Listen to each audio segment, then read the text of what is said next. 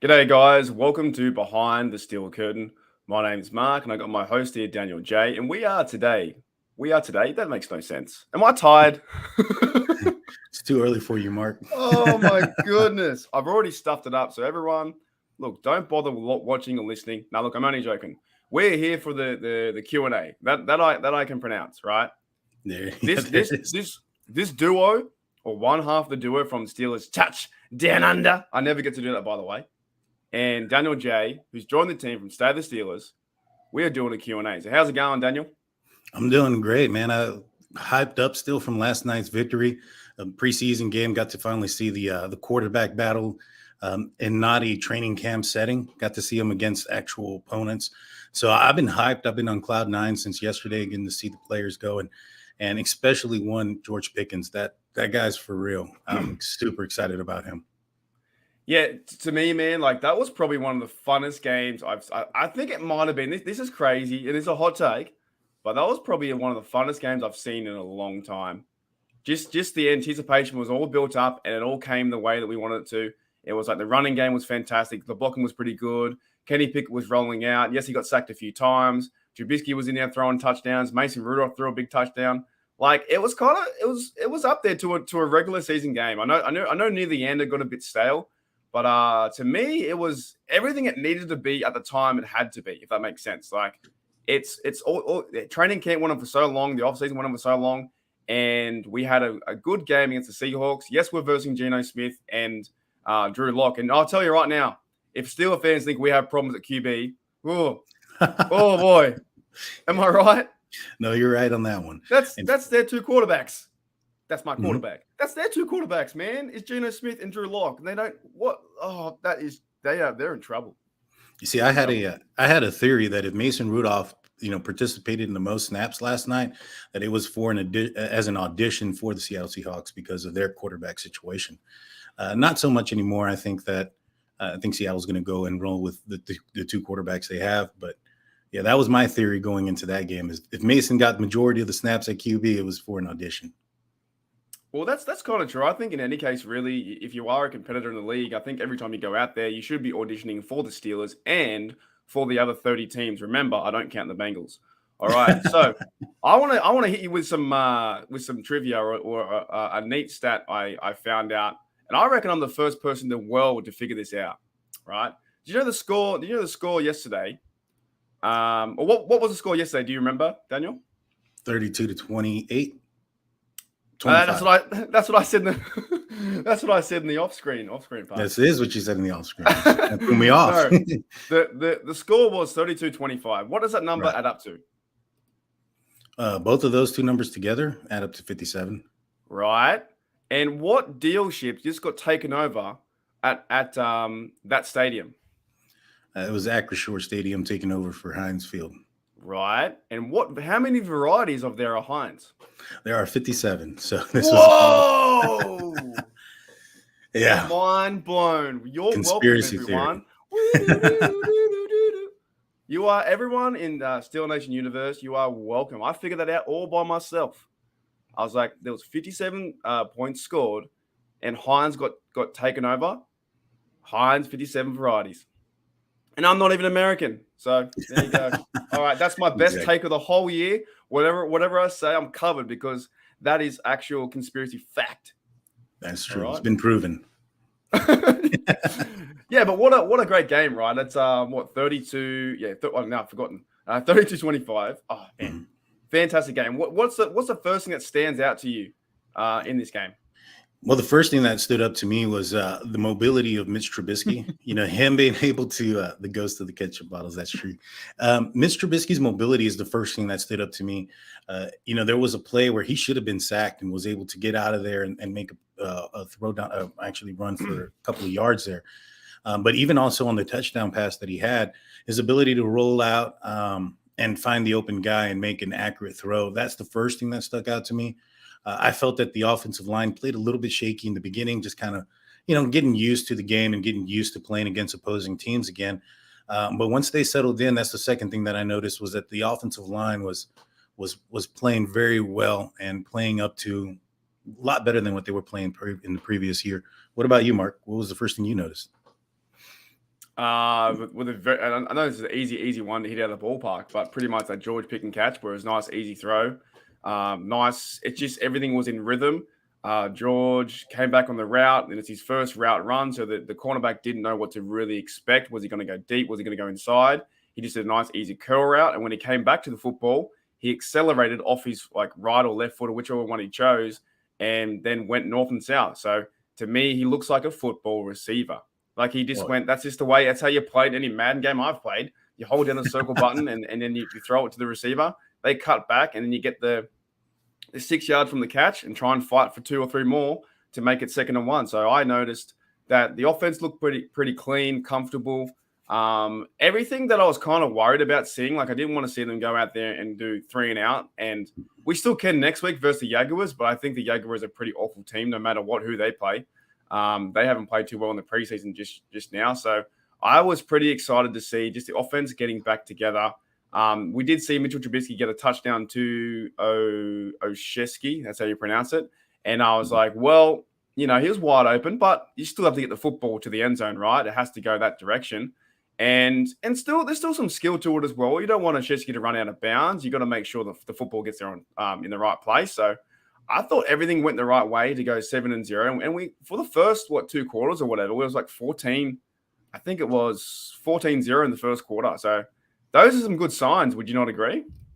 I do agree. The only thing that I thought that didn't go the way I anticipated was I was expecting to see Mitch in there for more than 2 series. If he's going to be the starting quarterback come week 1, I would anticipate him playing more with the ones just to kind of build that cohesiveness, gel with the team and the receivers. Now, I understand that a lot of the players that, were on the starting lineup last night weren't there. Your Najee Harris, your Pat Freiermuth, Claypool, Deontay Johnson, they weren't participating. And so this wasn't really like the first team offense, so to speak.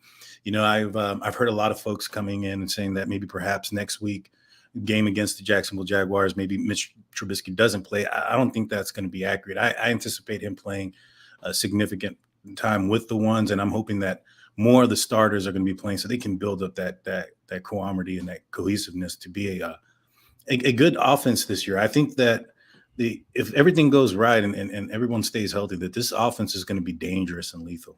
I'm looking forward to it. Oh, 100%. What I also like too is that the live chat is still talking about the 57 varieties. See, I told you, man. I figured this out yesterday. I was like, they scored 57 points to honor Heinz Field, and that's it's gone away. It is no Acrisure Stadium, but it is a new era, right? Mm-hmm. And to me, something feels different. Does it not? Oh yeah. Does it not feel different to be a Pittsburgh Steelers fan where I'm not even worried about the playoffs. I'm really not. I just want to see them go out there and be competitive. You know what I mean? No, yeah. Something feels different about this team because it's a new quarterback. Najee Harris is smiling. Cameron Hayward looks more like happier.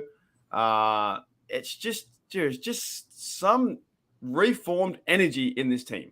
You know what it is, Mark? They started playing music in practice. I'm sure. That's why everybody's so different. They're doing team organized TikTok drills. Exactly. So they're all doing what's that? Have you heard that guy Louis Theroux, the BBC presenter? I have not. I have not. I want to see I want to see my money. Wait, I don't know what it is. My money don't jiggle jiggle. It falls. You heard that song? Yeah, yes, he's gone viral. Like super viral. They're doing all that. So, but in camp, none of their money's jiggle. It's like, man, they got millions and millions of dollars. But anyways, what else stands out in this game? I guess I'm super positive, right? I know it's only preseason. It's only like the first game, like the first preseason game, but it feels different. What else to you is like, linking to training camp? What else kind of stands out?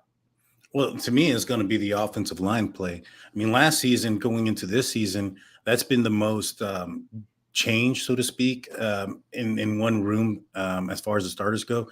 You have 3 guys in the interior offensive line that are different or in a different position. You have Kendrick Green, who was last year's center, moved over to left guard. Mason Cole at the center position and James Daniel at the right guard position. I was very intrigued and interested in how those guys were going to gel together and come together. And I was quite pleased, especially with Kendrick Green. I've been kind of harping this all offseason that, there's going to be a battle for the left guard position, and I don't think that Dotson has it shortened up. The Pittsburgh Steelers have liked a guard or an interior offensive lineman that can pull, that is athletic, that can get out in open spaces and block. And you can look back at Alan Faneca, David DeCastro, or even Marquise Pouncey, who was what Kendrick Green was supposed to be. He was supposed to be replacing Marquise Pouncey, a athletic, movable center, and it didn't work out for him. And so with him transitioning to the left guard, and now you have Mason Cole and James Daniels, who, in my opinion, those guys aren't guys you want pulling. Those aren't guys that you're going to see in open space trying to block smaller defenders or linebackers or things of that nature. In my opinion, you're going to need somebody aggressive like Kendrick Green. And if the Pittsburgh Steelers are going to want to run offensive plays where it's designed to have a pulling guard, I think that Kendrick Green has that sure up on that battle right there. So I think that's going to be an interesting battle to see. I can't wait. And I hope that Kevin Dotson can come back in week 2 of the preseason against Jacksonville to show that this battle isn't just going to be one-sided. Well, yeah, we still got, the 2 weeks of preseason. I think the next few days, there'll be 5 preseason cuts. I think it might be, is it tomorrow the preseason cuts happens? I'm not sure, man. I'll be honest with you. I thought they weren't doing cuts until after the 3rd preseason game again. Oh, I thought they changed it back to, maybe someone in the chat can help me out. I thought it was after every game that they cut off 5. Anyways, that's here or there or whatever, right? We have our first question from Jeremiah Yoda. What is your opinion on the performance of Kenny Pickett in his rookie debut? I'll start with Daniel J. Well, I was quite pleased with his performance. Of course, this is his first year. He's a rookie quarterback, so I wasn't expecting him to take over the top or anything like that. They simplified the game plan for him, gave him 1 or 2 reads to throw to, and put him out in motion, and made the game easier for him. It's probably more up to kudos to Matt Canada and using Kenny Pickett's attributes, in the right manner, so to speak, and putting him in motion and having him move around a lot. I thought he was poised. I thought his decision-making was good. There was a couple of times I think he could have thrown the ball away and took a sack instead. But those are things that, as a rookie quarterback, he's going to learn with experience and with coaching. And so where he's at right now at this point of the season, I couldn't be happier with. There was a lot of pressure on him. You had the likes of Desmond Ridder and Malik Willis going out there and performing and doing things. These were guys that were drafted before him. So the pressure and the spotlight was on him. He was the only quarterback drafted in the 1st round. He's the heir apparent to a future first ballot Hall of Fame quarterback. And in his first preseason game, took it down to the wire and had a winning TD score with just seconds left on the clock. One thing that Mike Tomlin mentioned that he was looking for as far as intangibles in the quarterback position in the offseason were the team leading and also staying the same when things got tight. Those were some of the things that Tomlin really loved about Ben. And that's something that I think that Kenny Pickett showed out last night, that when things get tough and things get tight, he's going to be the same guy and he's going to be able to perform in the same manner. You know how I know we have a chance this season is when I see Mike Tomlin smile. Yeah. He knows, right? He got asked a question, I think via CBS the other day, talking about George Pickens, and he instantly lit up. Like, he's trying not to give too much away, right? And you kind of know that, right? If you're a coach or you're playing in a team and you have one of the, your teammates is one of the best players, and you're like, we're pretty good. Like, he's pretty good, right? I'm excited for Kenny Pickett as well. I thought he had, my reaction is, I thought it was a fantastic debut. Look, let's not go too crazy about it, but it was pretty good, right? 12 for 15, 96 yards or two TDs, something similar, right? Off the top of my head. I thought he had poise in the pocket. I thought he commanded the offense. I thought he did everything he needed to do. He checked down the ball to Jalen Warren for a touchdown, and he outstretched to get the touchdown. So I think he's in the right place. I think there's still a lot of pressure to be like, it's going to be Trubisky or Rudolph to start. I don't think they're going to start Kenny Pickett just yet. I just don't see it happening. But maybe 10 weeks in, sure. If we're 5-5, why not? Why not give it a shot and see if we can get a bit of spark there? But I think it'd be if you start, in my opinion, if you start Pickett straight away, and look, I will take back my words if they do it straight away. I'll be like, let's go. Kenny, like the title of the show, right? Because the house. Oh, actually, there's a comment here too. From here it is. Let's Toast Media says the stadium was rocking second half like a real game. I never watched a full game, right? But I was like, you did hear the Kenny chants. Kenny, Kenny. And I guess that's going to be the chant. Pittsburgh Steelers have decided. The council has decided what we're going to start to chant for Kenny. So they were super pumped up. And it's like, if I'm Trubisky or if I'm Rudolph and I want to be a starter in this league to go out and get the second contract or another contract in the future, I'm a bit worried that Kenny Pickett can take my job. Can he not take his job? Oh, I believe so. And one thing that I like to look back at as far as his potential as being a starter at any point in the 2022 season is looking at who the coach is, and that's Mike Tomlin. And Mike Tomlin is a guy that doesn't look at the politics behind things. He's going to put the best player on the field that's going to give him the best opportunity to win, regardless if the player is a draft pick or a free agent or an undrafted rookie free agent. You know, one of Tomlin's famous Tomlinisms that come out there is he doesn't care where you came from, it's what you do now that you're here. And so given that, and also if we go back, and I mentioned it before, we look at 2019, Mason Rudolph was given a first-round grade as a quarterback draft in the 2018 draft by the Pittsburgh Steelers. And in 2019, when he replaced Ben Roethlisberger, he was benched after a 3-game winning streak, having 2 games that weren't good, which was one against the Cleveland Browns with the helmet game, and then the next week against the Bungles. In the first half, he threw an interception. So he had 6 quarters of bad football. Prior to that, he had a 3-game winning streak, and he was yanked for a guy who was considered a camp arm going into that season. And the only reason, in my opinion, to do so at that point was because the Pittsburgh Steelers were still in contention for a playoff run. So I don't see the Pittsburgh Steelers giving, Kenny Pickett the reins just to give him experience, but I also don't see them holding him back if he's the best option for the team to make a playoff run, if that makes sense. Yeah, no, that makes perfect sense. I think Mike Tomlin and the crew there, Matt Canada, like let's be honest, all 3 quarterbacks had a good game. They really did. And as much as people want to, hate on Rudolph and they want to find reasons to, all 3 had a good game. Like Trubisky played well. Okay, Rudolph had the fumble, sure, but then he made it with the big pass to Pickett. Pickens. Then Pickett played well too, but he had 2 sacks. So it was kind of cool. We got a few questions here. We got one from George Tesson here too.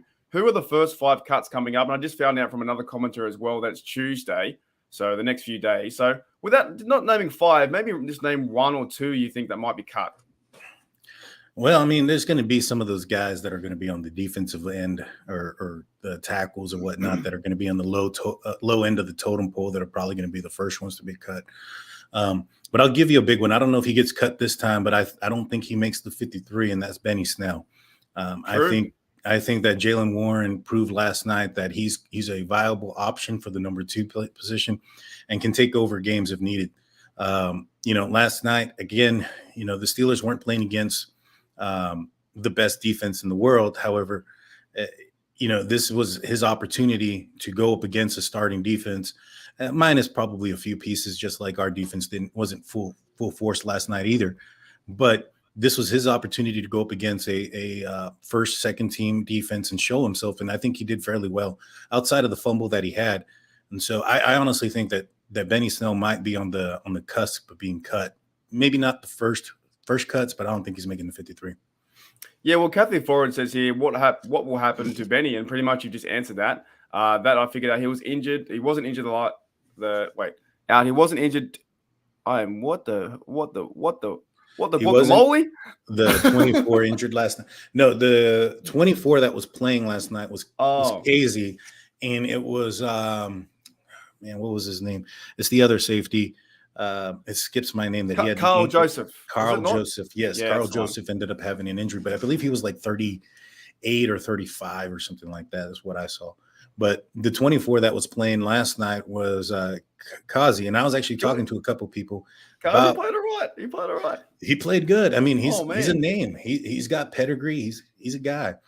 A lot of folks said that they had seen Benny Snell on the special teams, but after the game, I rewatched it and I saw him walking around not in uniform. So I don't think he was playing, period. And I don't think he was injured either. At least I haven't seen anything about him being an injured player. You know what's interesting with, Kazi? I think he used to be a starter with the Falcons, so he does have a bit of pedigree there, right? And you know what I liked about him? He doesn't mind to tackle. He's okay tackling because a lot of times Spillane had missed, I think 3 or 4 times in coverage. Spillane just can't cover the back, can't cover the running back. You know who your guy is and you still can't cover him. It's like he almost runs him down to do a run stop and he can't feed back to the outside where they swing the running back out. Kazi came in and he saved a touchdown, I think, as well with a tackle. And he was, he played really well. So I think he's fighting for a chance to be in this spot.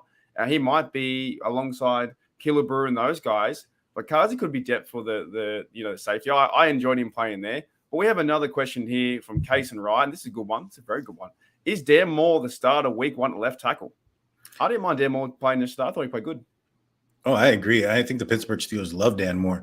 A lot of the, I listen to a lot of former players talk and beat writers and whatnot. And a lot of the consistent things that have been said about Dan Moore is that he is above where he was drafted. He's a pleasant surprise. His footwork and his hand placement is above where he's been at in his experience. And the Pittsburgh Steelers really think that they found a guy in Dan Moore that could probably be at the left guard for the next 10 years. And I'm excited about that. If they truly feel that way about him, and that's what he's been able to show on the tape so far, then, that's also going to help that left guard position. When you have somebody who's a stable point at the left tackle, it's only going to help that interior offensive lineman as well. So I think he's a good stud. I think he's going to be good. He's going to be a good pickup for the Pittsburgh Steelers, especially what was he drafted last year in the 4th round. Yep. That's a steal. What the Steelers have been able to do in the later rounds of the draft here recently have been amazing. And kudos to Kevin Colbert in his last couple of years as the general manager. Here's a good question from Brian Brown, and I love this question. Didn't you guys think the offensive line played better last night than all of last year? I agree. I mean, there was some times where some times where some guys got in. I remember there was the Mitchell Trubisky almost near sack. However, the offensive line for sure gelled better. I mean, you got to think back last year. That offensive line didn't have the opportunity to gel. They didn't have the opportunity to grow together. You had so many different pieces moving, and then you had the retirement of David DeCastro, and you had, Kevin Dotson, who wasn't doing something right. Regardless of what it was, the coaching staff wasn't too happy with him or pleased. And so this year and going into it, the fact that this offensive line has been a collective group this entire time is going to bode well for them. And also, one thing that I think is going to really be a benefit to the offensive line this upcoming season is going to be George Pickens. That guy is going to force defenses to play back further, and that's going to give the offensive line a little bit less pressure, and it's going to give more running lanes for Najee Harris. I'm excited about this team. Super excited. Did you see the block that he had on one of the corners that he took him right over, just pushed him right out of the screen? Yeah, man. I've said it before, man. This guy reminds me of Martavis Bryant and Hines Ward if they were to somehow combine forces. Or he's so lanky, isn't he? He's such like a lanky dude with tall, like real tall arms. Like he 6'2", but he must be wingspan or whatever, 7 foot. Like he's all the way up there, isn't he? Yeah. And the one thing that is so impressive about George Pickens is his body control. There was one play where I think it was Mason Rudolph threw an out, and he caught it while twirling around like a ballerina in the corner with his feet in bounds. And, that was just as impressive as his feet staying in bounds on the touchdown pass, in my opinion. It's just the gravity between the plays. Of course, the touchdown pass is going to outweigh the first down throw there. But that was an acrobatic catch that not very many receivers in the NFL can do. And if he's able to do that his first year out of college, where in college you only need to have 1 foot in bounds. 1 foot, yeah. And so for him to already be able to do this, man, he's going to be a staple point for the Pittsburgh Steelers offense for a long time. Him and Najee Harris are going to be a dangerous combination for whatever quarterback is back there. Big time. So another comment here from Kathy Ford. I think Kathy was at the game. So she says here the title of the show, for the 10, 15 minutes it took me to get out of the stadium at the wrong exit. I've been there. It is very hard to leave. I didn't know where to go either, to be honest. I was trying to get down to the Steelers Hall of Honor. I couldn't get down there. There's just too many people. I couldn't figure it out. So people were chanting, Kenny, Kenny, Kenny. So that it's for the fans. It feels different. We have Trubisky there. I think I'm glad that all three played well, because now it's like, well, which one's going to be better? It's not like, okay, Trubisky sucked, get rid of him, put Kenny in. It's like, no, all three played well. Who's going to want it more? So that to me is a good feeling. Let's Toast Media says here, what do you think of the linebacker group outside of Bush and Jack? Well, I'll say this: the Seattle Seahawks were starting to run the ball once Jack left the field, and so outside of him, number 93, the Robinson, that guy had the strip sack on lock that gave Kenny Pickett the ability to go down the field and make that game-winning touchdown drive. That right there, making a splash play in situational football is what's going to probably get that guy on the team. Mike Tomlin loves that ability. It's not just the ability to make splash plays, but to make splash plays when they count. And nothing bigger than that drive in that moment where you have the Seattle Seahawks taking over after a fourth, which it shouldn't have been fourth down. The Steelers, they got that third down and 1 or whatever it was. It should have never been 4th and 1. But after they get the sack, they're in their own territory, backed up against backed up in their own side of the field, and come up with a play at that moment, at that time. That just spells high praise for Robinson as far as big time. Like I said about Kenny Pickett, keeping the same composure during the high risk times. That's what's going to get him on the team. And there's been a lot of praise from Robinson coming in from training camp, and he just put it out there on the field. So I'm really high on him. What about you? Who did you like outside of Bush and Jack? Well, it's pretty hard, isn't it? Yeah, I think it's one of our weakest areas, really. Who did I like? What do I think? Let's go more of what do I think of the linebackers, because I think Spillane's in a bit of trouble. I think even to a certain extent, Buddy Johnson's in a bit of trouble. It doesn't seem like these fellas want to get involved in the game plan and want to tackle. Miles Jack was outstanding yesterday. In the few plays he had, he was always in the backfield. And Devin Bush was away from the football most of the time, like he has been the last year and a half. And I guess in the sense of football, isn't the middle linebacker spot the one you need to go out there and get dirty like Vince Williams do? And maybe we miss a guy like Vince Williams where he didn't care. He didn't care if he ran into 4 people and tried to make a tackle. He went in there and did his job. So it's going to be interesting to see what they do, because if that's our weaker spot, but of course as well, defensive line, we only had one. Wait, there was no starters from the defensive line, right? So that's a key point. Also, no starters there. So, and that's only the first game, but I just want to see a bit more effort, I think, from Bush and those kind of guys. And Spillane was, there's been talk about Spillane versus Bush in the training camp, and they're going for the other spot. But man, it could be a guy like maybe would Mike Robinson come over, or I know he generally plays outside linebacker, doesn't he, Mike Robinson? No, he plays more interior linebacker. He lined up on the outside for that play. But yeah, our outside linebackers, I didn't hear much about them. I mean, Skipper, collected the strip sack from Robinson, but outside of that, I've been saying it all year. The outside linebacker position is one that, or all offseason, is top heavy, and it needs to be addressed. And I'm hoping that the Pittsburgh Steelers address that position before the start of the season. It does seem like a weak area, because you even saw DeMarvin Leal got it in his first touch on the football field. He almost got a sack, but he's more of a defensive end. So it's you do pay a lot of money to TJ Watt and Highsmith, but then you go, who's that third guy behind these guys? And it's like, I don't really see any standouts right now. And it's a preseason game, and there should be a standout to a certain degree, because you're playing their third team as well. It's not like you're playing their starters most of the time. So I got an update here from George. Teston says, this is a great comment. What are the roster cuts for the NFL? He says cut dates from 5, I think from August 16th of 90 to 85. August 23 is 85 to 80. And August 30 is 80 to 53. So we have 5 in the next few days. So that's great to hear for the listeners. Let's have you go. So back to the outside line, or the linebacker position. There's been a lot of rumors out there that the Steelers should trade for Roquan Smith, Chicago Bears interior linebacker. What do you think about that? Do you think the Steelers should make a splash move like that? When Bush went out last night, it was a different defense. I mean, not Bush. When Jack went out last night, it was a different defense. If you have two starting caliber, 2 all pros at middle linebacker, this would make the defense picture perfect to a certain degree if everyone's healthy, right? Now, the other question I would pass back to you: who going to trade? Well, last night George Pickens made himself a name as a receiver.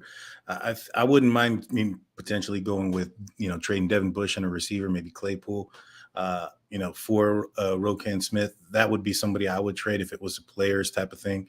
If it was a draft pick, he's going into his 5th year. He's going to demand a higher salary and a better contract. So I probably don't see the Steelers giving up more than maybe a 2nd and a 3rd or something like that, or a 3rd and a 5th. Look, to me, if it happens, you bring a guy like that, I think it's going to help the defense. But it's just like, how long can we say Devin Bush's potential? He's just changed. Something's happened. I don't know what it is. He played so well before the injury, and then something just went completely opposite. And Miles Jack, for the series he played, was pretty fun, and it was awesome to see. I've got another question here from Jeremiah Yoda on fire. What is your opinion of the debut of Master Teague? What a name. I thought he did well. I don't think he did enough to surpass Jalen Warren there, but I think he did well. I wonder if he does any. Did you see him on special teams at all? I don't recall seeing him out not there that on I teams. remember. I only remember watching him. I think him run the football a few times. I don't remember seeing him on special teams at all. I wonder if he's a player that could transition to a fullback and maybe replace Derek Watt, because Derek Watt didn't play last night either. And so, he seems like a bigger guy, strong guy, somebody who can, take the ball in short distances, maybe one, 3rd and short or whatnot if Najee's not in the game. But his skill set is not one that I see that's going to be on the team outside of if he makes a splash on special teams, to be honest with you. I think that the Steelers aren't going to keep more than 3 running backs. I got a question for you, and I'll get back to some of these other questions. And thank you, everyone, for listening right now. We have 90 people in the chat. That's TJ Watt's number. Now 92, Debo Harrison's number. Now. Sorry, I've got to add in the background. Seattle has 40 losses.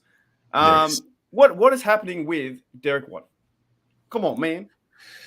Well, Derek Watt, I don't know what's happening with him or why he wasn't participating in last night's game, but I don't think Derek Watt should be looked at as a running back on the team. He's more of a specialist. When you look at Derek Watt, he's probably what you would see when the Steelers used to have a Dirty Red or a Tyler Middlekavich type of player, strictly special teams. I think that because of what he's done in the fullback position with the teams previously, with the Chargers, that the expectation is something similar there with the Pittsburgh Steelers, but I don't think the Steelers use him in the same manner as the Chargers did. I haven't seen him on the field offensively very much. And majority of his playing snaps have been on special teams. So my opinion on him is he's a specialist. He's not he has a fullback by designation because the team has to designate him a position on the offense. But I see him as a specialist more than a fullback. My theory is why do we have Derek Watt when we can utilize Connor Hayward there at fullback and tight end, and possibly you could even bring in another. You could have 3 tight ends and also use Hayward as a tight end / fullback. And teams too. Connor Hayward played every snap pretty much. They would have to show up on teams because Derek Watt is a special teams captain. So his ability on teams is higher than what the ability or his worth on the Steelers team is higher as a specialist than what maybe one of these guys is worth on the offense, so to speak. So whoever is going to replace him has to also replace him on the special teams as being a captain quality player, because you're going to lose a captain on the special teams. Well, in the whole Derek Watt conversation, I would like to see Derek Watt play next week and to see what his difference, because it is a different Matt Canada offense now. So let's see what happens next week, and we can have get around Derek Watt a bit. And if he does play fullback more, like a traditional fullback, and Najee Harris or some of the other running backs can use him, like McFarland, then great, then make the team. Otherwise, I don't see there's a role for you. I think you could use Connor Hayward. Played pretty much every snap on offense yesterday in tight end, and he played teams as well where he made some big tackles. But we have a question. For some reason, Ed Money says here he doesn't want your answer. and he says, Mark, how many receivers make this roster? So I think 6. But what about you, Daniel? How many receivers make the roster? I'm thinking 6 as well. And the one guy that I think that makes the team that not many people are talking about is Miles Boykin. I think he's a receiver that's going to be a surprise. He played significant snaps in the special teams last night. He's a special teams demon. He could be the guy that replaces Derek Watt as the special teams captain to allow something else to happen on teams for somebody else to take advantage of a position or leave a player position open for the offense. But Miles Boykin is one guy that I think is going to make this team. He's my surprise, not starter or anything, but just surprise maker of the 53. He's not a surprise to me. I saw some good interviews with Miles Boykin talking about the gunner position, and that's one of my favorite. If you guys heard me in the last 2 years of talking, thank you by the way. But that's one of my favorite spots to talk about. The gunner is so important to the team. The gunner goes down there and chases down the punt and then makes sure that the returner can't return it at all. And Darius Hayward-Bay used to do that, and I love Darius Hayward-Bay what he did for the Steelers. He was a former first round pick for the Raiders, and he knew his role. He knew he didn't get too much ego about himself. He could receive when he wanted to, and he could run the reverse. And Miles Boykin did that too. However, what's interesting about the receiver roster now is does Steve Sims make an impact on this team because of what he showed last night? Can we carry 7? If you got Oshesky in there too, plus Austin makes it. Where does Steve Sims fit? Well, the one thing that I found interesting about Sims returning punts and kickoffs last night was that it wasn't Gunnar Olszewski. That was somebody that was brought in specifically for that position, in my opinion. He was a special teams specialist for the New England Patriots before coming over to the Pittsburgh Steelers. So I was anticipating seeing him returning kicks and punts, and it wasn't. But at the same token, I've heard a lot of good comments coming out of Gunnar playing in the slot position and constantly getting open. It's going to be a battle. One thing that I was really hoping, or one person I was really hoping to look forward to seeing last night in the receiver position was Calvin Austin. Unfortunately, he didn't suit up. So, best ability is availability at this point. And I feel that Calvin Austin is going to make the team given his pedigree and his draft positioning, but he needs to get on the field too. Yeah, well, even Sherry Richards here from Facebook says, what do you think of Steven Sims? And you just laid out perfectly. I think if there's going to be 6 receivers, let's go through it. Claypool, Deontay, Pickens, of course. Austin, I think so, right, at 4. And then 5th would be, I think 5th is going to be Miles Boykin for what he can do to be a gunner. And now 6, is that going to be Oshesky or Sims? However, if you like Oshesky, do you cut Sims? Because he played pretty good yesterday. In that reverse, in that return, he did everything he needed to do to have a chance to be like, hey, coach, I want to play for this team. I'll put my hand up. So it's going to be very interesting. And I think this is one of the first real years where it's like it does feel different, and the camp battles actually means some stuff here now. Because back in the past, it was like, oh, we've got Big Ben, we can always win with win with Big Ben. But now it's like, well, is there a chance that Oshesky gets cut if the Sims comes in? I think so. I mean, the fact that he wasn't returning punts or playing special teams plays a big pivotal role in that's what was his pivotal role was supposed to be with the team. With Sims, it's going to boil down to, I think, who the Pittsburgh Steelers can feel is going to be more likely to make waivers or be available for the practice squad. Now, if the Steelers were to cut Gunnar Olszewski, I'm not even sure if he's qualified for the practice squad, but I'm pretty sure Sims would be a guy that potentially would make that practice squad or make it to the practice squad or have a higher chance of making the practice squad than Gunnar Olszewski would. I think somebody would pick him up pretty quickly. Yeah, big time, because he played pretty well. I was in that cut he did as well. That reception, he went to the left, cut, bang. It was like he was returning the football, so it was good to see. I know these are all good, by the way, all good problems to have. Not for the players, but for the fans and the coaches. But we have Brian Brownie says this is another interesting one too. Do you think Anthony Miller is going to get cut? Did he play last night? I don't know if he played. He did not play. I didn't see number 17 on the field last night or on the sidelines. I don't think he makes the team. I know that he has the chemistry and he has some kind of experience with Mitchell Trubisky. However, with the guys that are playing on the on the outside as the wide receiver position, it's just too stacked, in my opinion, for him to make his presence. Even last year, he was on the practice squad. He had the ability to come in, and the Pittsburgh Steelers played Ray McLeod over him. So I'm not anticipating Miller probably making the 53 now. It's going to be very hard if Sims keeps working out and Oshesky as well, because I think they will keep 6. I don't know if they'll keep 7. That's the big question. We have another question from Jeremiah Yoda. in the Kenny show. Are the Pittsburgh Steelers a team capable of surprising the AFC North and not finishing last in 2022? Shoot, after everything that I saw last night, I think the Steelers have a high possibility of, at least coming in second, if not first, in the AFC North. When you look at, who else is in our division or in the Steelers division, you have the Browns, who are a cluster in the quarterback position. Who knows if Deshaun Watson's going to play this season or not? The NFL is pushing to kick him out for the whole year. You have the Bengals, who's the AFC defending champions, and the AFC North defending champions. Their offensive line is still a big question mark. And I think that the Pittsburgh Steelers playing them healthy with a healthy TJ Watt and a healthy Alex Smith, that's going to be a true statement game as far as, where the Steelers lie in that game one. The Pittsburgh Steelers can go in there and upset the Cincinnati Bengals. I think that's going to be a similar outcome to a lot of the games this season. The Steelers are going to be upsetting a lot of teams. That's 7.5 under when whatever you want to call it, the Vegas has. If you're a betting person, I'd go bet on that, because the Pittsburgh Steelers are going to have double-digit wins this season. When you look at the Ravens, the Steelers have had Lamar Jackson's number, and Brian Flores coming over from Miami. Look at what he did to the Baltimore offense.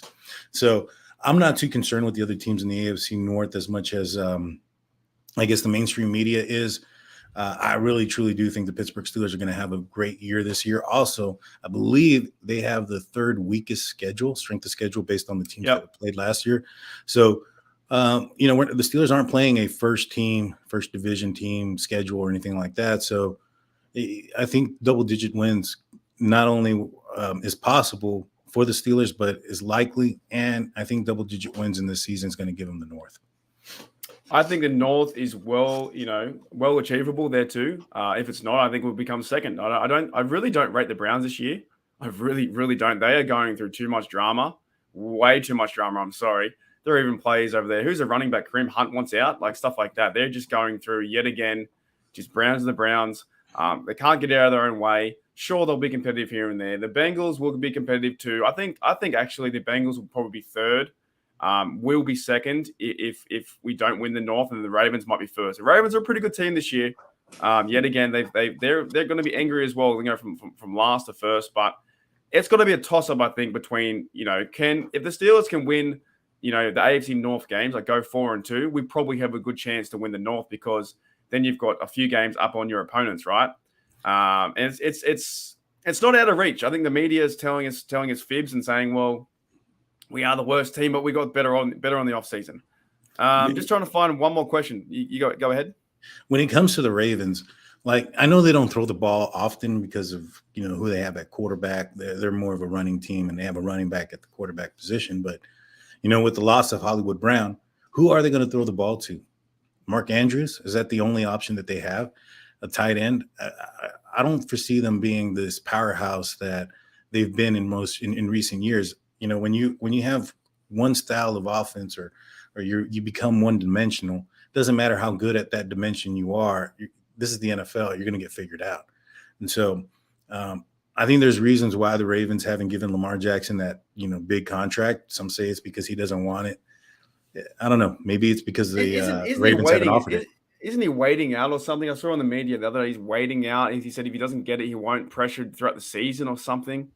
Like something really weird. He's been saying some things like he wanted to win a Super Bowl before he got it. Well, that's not going to happen. And so he's not going to get his extension. He can't even win a playoff game, let alone a Super Bowl. He's 1-3 in playoffs, mate. Yeah.